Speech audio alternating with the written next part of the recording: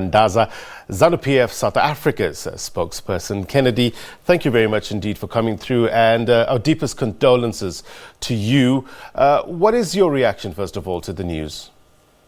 Let me start by extending our sincere and deepest condolences to the President of the Republic of Zimbabwe, Comrade Emmerson Mnangagwa, the ZANU-PF family, and the generality of Zimbabweans on the passing on of the former President, Comrade Mugabe.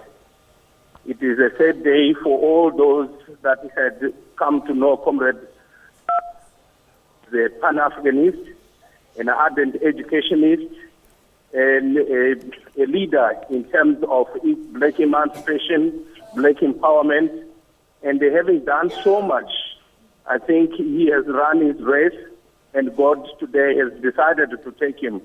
And we extend our sincere and deepest condolences to the Mugabe family on the passing on of the former president. As a party, have you made any contact with the family?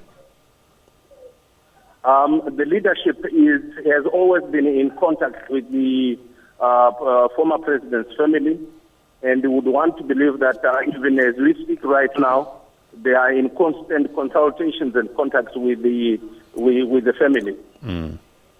Look, President Emmerson Mnangagwa tweeted that Mr. Mugabe's contribution to the history of that nation and the continent will never be forgotten. Talk to us, Kennedy, about his contribution through the years. The former president is the founding father of Zimbabwe, having been in prison for a long period before he became, he went to the war front to lead the liberation. And he was a strong proponent of the emancipation of the blacks, particularly those in Africa and in Zimbabwe in particular. And during the Lancaster House conference, he took, together with the other leaders of the Patriotic Front, they took a lead in making sure that we have the independence that we got in. But we would want to say that the leadership collective that included the president, the former president, Mugabe, democracy to Zimbabwe, and when independence came into Zimbabwe, there were quite a number of things that they did. And one of the things that is credited to the leadership of President, the former president, Comrade Mugabe, is education.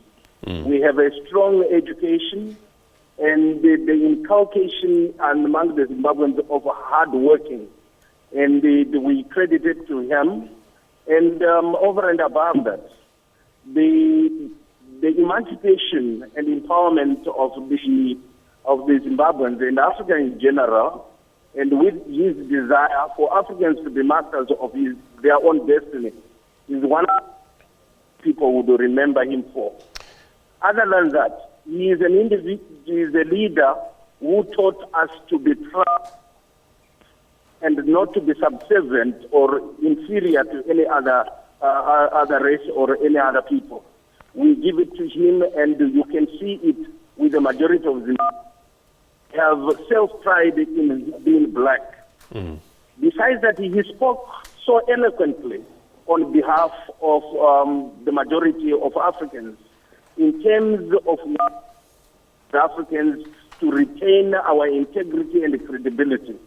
And he even challenged those of the West and those who do not see Africa as a developed country, or continent rather. He spoke so strongly that Africa has the potential to have people that can lead themselves, people that can develop their country. So that's why he is a Pan-Africanist who spoke so eloquently on issues that have to do with Africa. Look, no doubt he was articulate and highly educated as well in economics and law. He was deposed, however, in 2017. Since then, Kennedy, did he play any part in the country's politics?